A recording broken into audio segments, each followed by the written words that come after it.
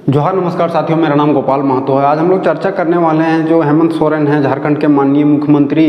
इनकी जो धरातल ज़मीन है, इनकी जो वोट बैंक है वो खिसकने वाली है। और क्या ये आने वाले समय में जिस हिसाब से आदिवासियों का इन्हें वोट मिलता है, प्यार मिलता है, जिनकी वजह से ये मुख्यमंत्री बनते हैं, आने वाले समय में ऐसा ही प्यार उन्हें मिलता रहेगा? आदिवासियों का जो प्यार है वो इन पे कम हो रहा है, उसकी क्या क्या मुख्य वजह हैं, उसी पे हम लोग आज चर्चा करने वाले हैं। 30 जून 1855 ईस्वी को सिद्धू कान्हू चांद भैरव के द्वारा साहिबगंज जिले स्थित भोगनाडीह गांव में, जो कि बरहेट विधानसभा के अंतर्गत आता है, जहां से मुख्यमंत्री हेमंत सोरेन खुद विधायक भी हैं, इसी जगह पे भोगनाडीह में सिद्धू कान्हू चांद भैरव और उसकी जो बहन होती है फूलो झानो, इसके नेतृत्व में जो जमींदार होते हैं, जो साहूकार होते हैं, उसके खिलाफ में एक विद्रोह किया जाता है जिसका नाम हुल विद्रोह रखा जाता है। और बाद में ये विद्रोह बढ़ते बढ़ते इतना ज़्यादा बढ़ता है कि अंग्रेज़ों के खिलाफ स्वतंत्रता लड़ाई में भी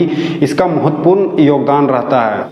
और इसी हुल विद्रोह के दौरान में लगभग 20,000 आदिवासियों को अंग्रेज़ों के द्वारा मारा जाता है, उसको मौत के घाट उतारा जाता है। कई लोगों का ये भी मानना है कि जो हमारी आज़ादी की लड़ाई है 1857 में नहीं शुरू हुई थी, बल्कि उससे 2 साल पहले 1855 में ही झारखंड की ये जो साहिबगंज ज़िले में आज के समय में स्थित है भोगनाडीह, वहाँ से शुरुआत हुई थी। जो लोग मारे गए उस हुल दिवस में 20,000 से अधिक लोग, उनकी यादों में लगातार प्रत्येक वर्ष 30 जून को वहाँ पे हुल दिवस का कार्यक्रम मनाया जाता है। लेकिन अभी जो ये 30 जून 2025 को जो होने वाला है हुल दिवस कार्यक्रम, इसमें राजनीति गरमा गई है। राजनीति गरमाने का मुख्य कारण ये है कि जो 2024 का विधानसभा चुनाव हुआ, उसमें जिस हिसाब से लोगों ने जेएमएम को वोट किया, इसके सहयोगी पार्टियों को वोट किया, उसी का नतीजा ये रहा कि 18 में से 11 सीटें जेएमएम ने अकेले जीती वहाँ पे। और फिर जेएमएम सरकार में आई। जेएमएम जब 2024 में चुनाव में उतरी और जब लोगों से वो जब मिलते थे, बातें करते थे, तब कहीं ना कहीं लोगों के दिमाग में ये रहता था कि जिस हिसाब से हेमंत सोरेन को जेल में डाला गया, ये गलत तरीके से डाला गया, ये आदिवासियों के लिए अपमानित करने वाली बात थी। तो कहीं ना कहीं जो आदिवासी लोग थे वो हेमंत सोरेन को काफ़ी बढ़ चढ़ के वोट किए और उसी का नतीजा रहा कि वो मुख्यमंत्री बने।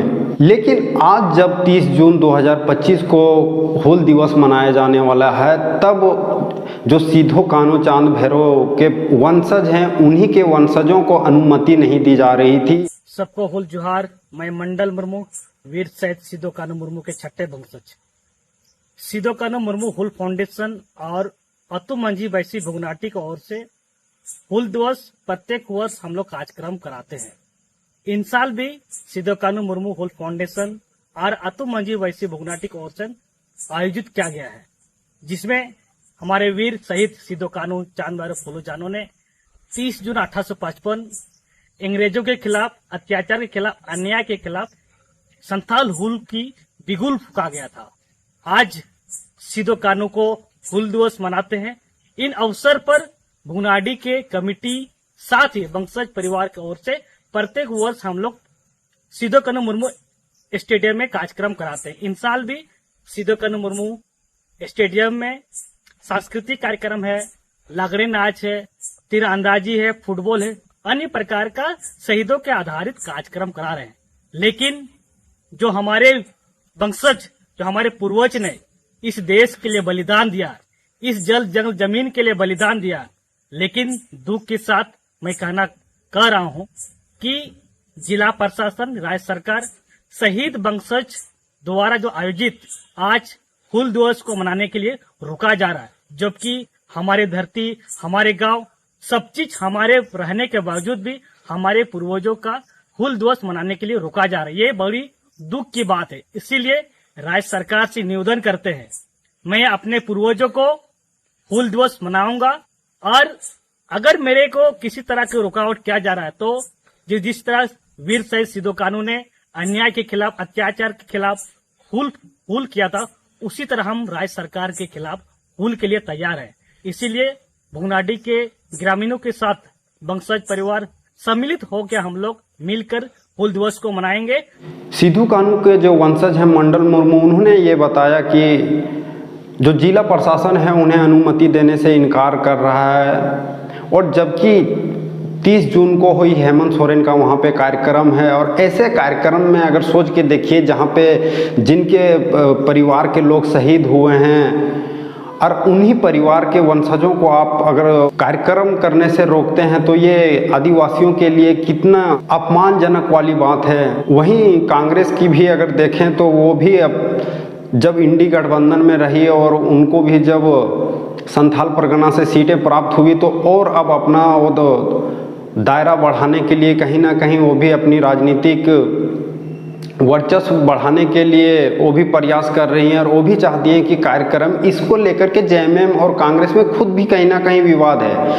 और जो बीजेपी है उसकी जो खोई हुई ज़मीन है, जो उसकी ज़मीन खो चुकी है अभी, वो कहीं ना कहीं इसे तलाशने में जुटी हुई है। और इसको लेकर के चंपई सोरेन, बाबूलाल मरांडी हो या रघुवर दास हो, सभी ये जो हुल दिवस है इस कार्यक्रम को सभी लोग भुनाने की कोशिश में लगे हुए हैं। इसका रीज़न ये है कि ये जो हुल दिवस है इसमें आदिवासियों की संख्या बिना बुलाए खुद से ही काफ़ी संख्या में लोग जुड़ते हैं, और उन लोगों तक पहुंचने के लिए सभी पार्टियां अपने तरफ से जोर लगा रही हैं। 2024 विधानसभा चुनाव जीत के आए, उसके बाद जब वो मुख्यमंत्री बने तब से देखें तो जिस हिसाब से आदिवासियों के साथ में दुर्व्यवहार किया जा रहा है, उसके बहन बेटियों के साथ में जिस हिसाब से बर्ताव किया जा रहा है, ये आदिवासी समाज उससे कहीं ना कहीं बहुत ज़्यादा नाखुश है। और आने वाले समय में ये हेमंत सोरेन के लिए बहुत ही घातक साबित होगा। चाहे आप सिमरा टोली फ्लाईओवर का मामला ले लीजिए, या आप आदिवासी बेटियों को घरों से उठाकर मुस्लिम परिवार द्वारा जबरन ले जाने वाला मामला देख लीजिए। अभी फ़िलहाल अभी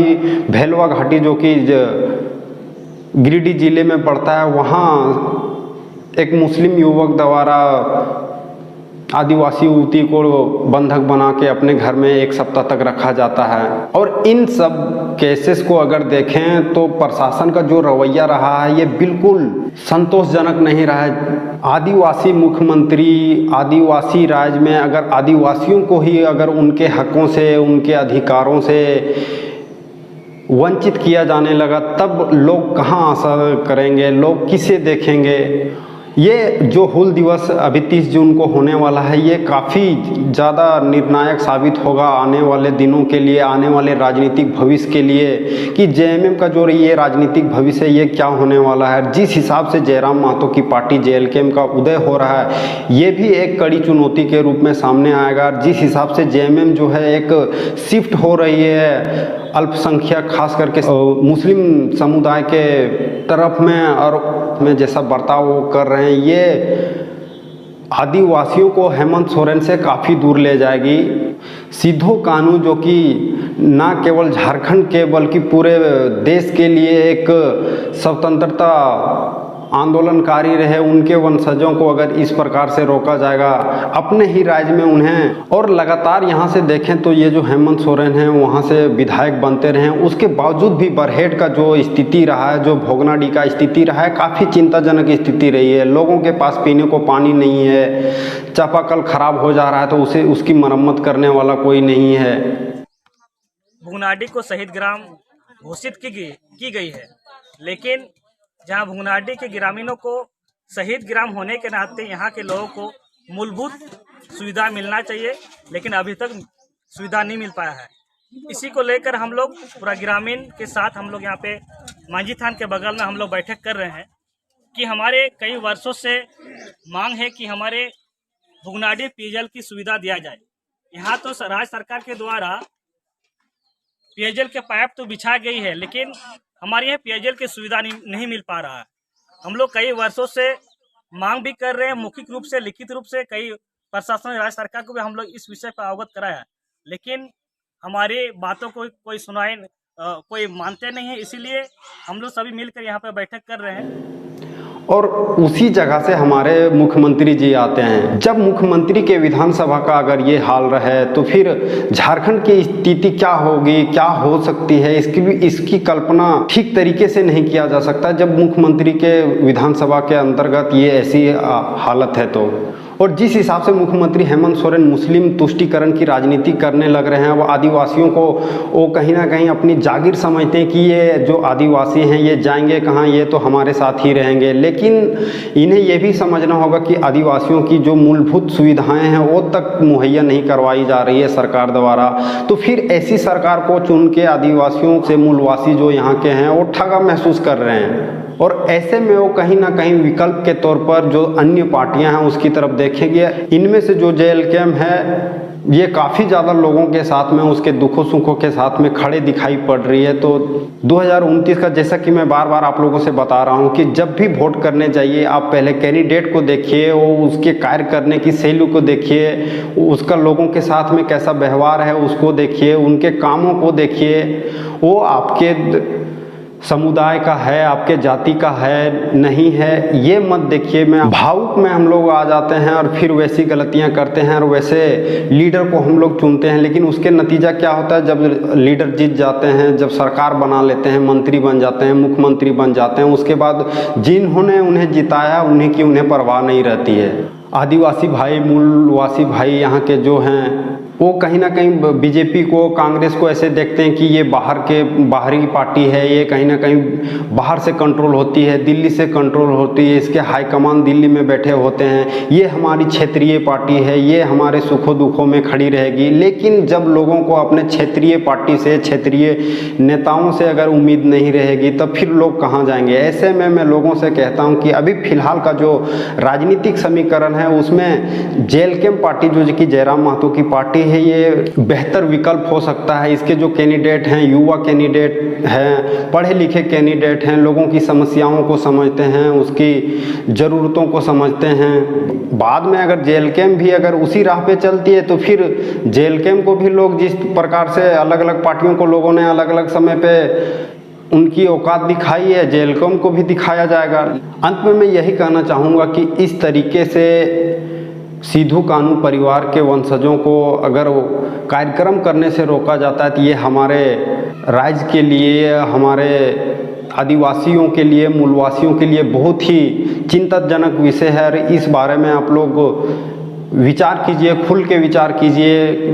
राजनीति में क्या हो रहा है, नहीं हो रहा है, इन सब चीज़ों को मैं आप लोगों तक प्रस्तुत करता ही रहूँगा।